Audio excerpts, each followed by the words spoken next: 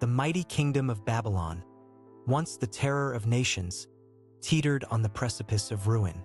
With the passing of Nebuchadnezzar, a succession of lesser kings took the throne, until at last Belshazzar assumed power. An unwise ruler, Belshazzar openly defied the God of the Hebrews, going so far as to serve his guests with the sacred vessels plundered from the temple in Jerusalem. In the midst of the revelry, a ghostly hand appeared, inscribing a cryptic message on the palace wall. Of all the wise men summoned, only Daniel could decipher its meaning. Belshazzar's kingdom would fall to the Medes and Persians. That very night, the prophecy was fulfilled as the Persians stormed the city, slaying Belshazzar and claiming Babylon as their own. Under the rule of Cyrus the Great, the Persian Empire surpassed even the Assyrians and Babylonians in might and expanse. Cyrus appointed Darius to govern Babylon, where the captives from Judah still dwelt in exile. Among them was Daniel, now advanced in years, who served Darius as faithfully as he had Nebuchadnezzar. Daniel's wisdom and integrity won him great favor, earning the ire of his fellow officials. Knowing his devotion to the God of Israel, they schemed to entrap him. They persuaded Darius to issue a decree forbidding prayer to any god or man save the king for 30 days, on pain of death. Daniel, undeterred, continued to offer his daily prayers toward Jerusalem. The conspirators hastened to inform Darius of Daniel's defiance. Though the king deeply regretted his foolish edict, the law of the Medes and Persians could not be revoked. With heavy heart, Darius consigned Daniel to the lion's den, hoping against hope that Daniel's God would somehow deliver him. At dawn, the king rushed to the den, calling out to Daniel. To his astonishment and relief, Daniel replied unharmed, testifying that God had sent his angel to shut the lions' mouths. Darius joyfully restored Daniel to his post and executed the men who had plotted against him. Daniel prospered all his days, continuing to receive prophetic visions of the coming kingdom of God. When Cyrus conquered Babylon, he was moved by God to issue a decree permitting the Jews to return to their homeland and rebuild the temple in Jerusalem. Those who chose to remain were to provide for their brethren who undertook the journey. Excitement rippled through the Jewish community at this long-awaited fulfillment of Jeremiah's prophecy. Preparations began in earnest, with even those staying behind contributing generously. Laden with gifts of gold, silver, provisions, and animals, the Jews set out, their hearts filled with joy and song. As they entered the land of Judea, however, their elation turned to dismay. The once glorious city of Jerusalem lay in ruins, its walls reduced to rubble, the temple razed to ashes. Undaunted, they first erected an altar on the temple site and began offering sacrifices to the Lord morning and evening. Gradually, they constructed homes for themselves before turning their efforts to rebuilding the temple itself. Under the leadership of Zerubbabel, a prince of the line of David, the work commenced.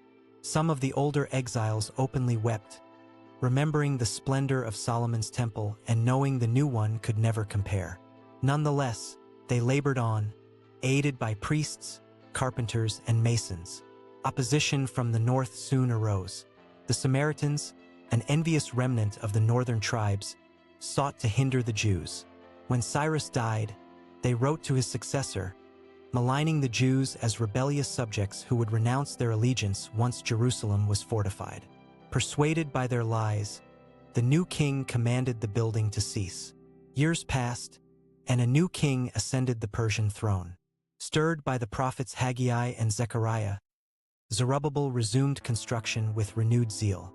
The Samaritans again protested, but this time the king, finding Cyrus' original decree, sided with the Jews and ordered their enemies to assist them instead.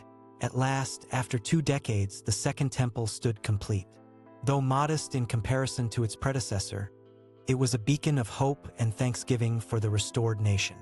Many Jews opted to remain in Babylon even after the Edict of Cyrus. Among them was Mordecai, a Benjaminite who had adopted his orphaned cousin Esther. By then, Darius had died and his son Ahasuerus reigned. When Queen Vashti refused the king's summons to a banquet, Ahasuerus, livid, deposed her and initiated a search for a new queen. Esther was one of the young women brought to the palace, her Jewish identity concealed. Captivated by her beauty and character, Ahasuerus chose her as his bride. Though separated from Mordecai, Esther maintained contact with him through messages. One day, Mordecai uncovered a plot against the king's life and relayed word to Esther. The would-be assassins were promptly executed, and Mordecai's loyalty was recorded in the royal chronicles.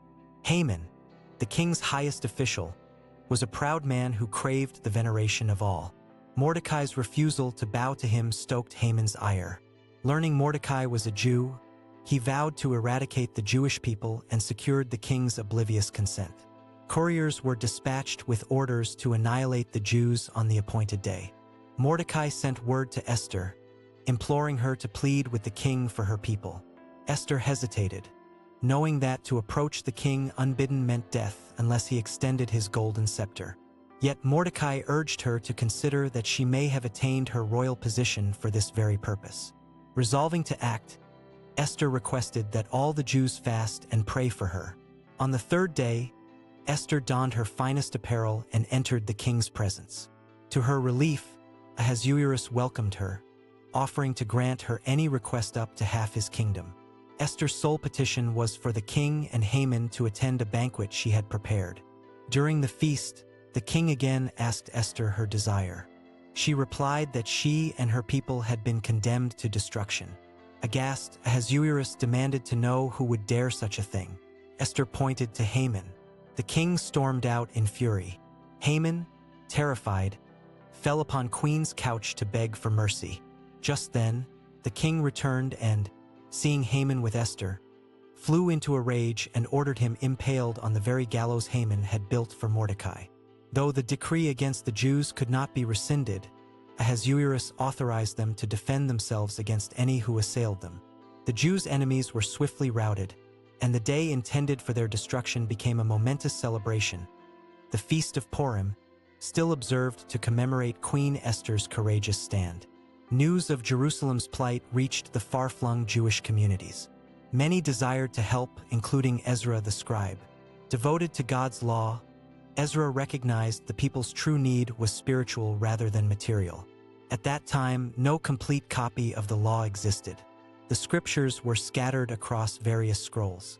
Ezra diligently collected and transcribed these sacred writings into cohesive volumes. The books of Moses, the histories of the judges and kings, and the words of the prophets. He then schooled others in these texts, creating an order of scribes to preserve and propagate them. Bearing these precious scrolls, Ezra journeyed to Jerusalem. He read aloud to the people, many hearing the law for the first time. Convicted, they repented of their wrongdoing and pledged to walk in God's statutes. Ezra remained in Jerusalem, instructing the people in righteous living as God's chosen nation. He admonished them to put away foreign wives and adhere scrupulously to the law. Under his guidance, the restored community began to flourish once more. Another man stirred to action was Nehemiah, cupbearer to the Persian king. When he learned of Jerusalem's broken walls and gates, he wept and beseeched God on the city's behalf. Soon after, Nehemiah's downcast countenance caught the king's attention. Nehemiah confessed his sorrow over Jerusalem's disrepair. To his astonishment, the king granted him leave to rebuild the city, even providing letters of safe conduct and a royal writ to procure timber. Arriving in Jerusalem, Nehemiah surveyed the crumbling walls by night. Appalled by the extent of the damage, he nevertheless rallied the people to rebuild, assigning each a section to restore. The Samaritans, ever hostile, mocked the Jews' efforts, boasting that even a fox could knock down their pitiful wall. Nehemiah, undaunted, looked to God as their defender. As the wall neared completion, the Samaritans plotted to attack. Alerted to their plans, Nehemiah stationed guards among the workers, who labored with weapons at the ready. Yet no assault came, for God fought for his people. Remarkably, the wall was rebuilt in a mere 52 days. Nehemiah governed Jerusalem for a season, working alongside Ezra to obey the law and encourage the people. Slowly but surely, the city prospered, and more exiles returned to worship at the temple. One final prophet, Malachi, foretold of a coming messenger who would prepare the way for the Lord himself to visit his temple. And so the stage was set for the advent of the Messiah, Jesus Christ, in whom all the hopes and prophecies of Israel would find their ultimate fulfillment.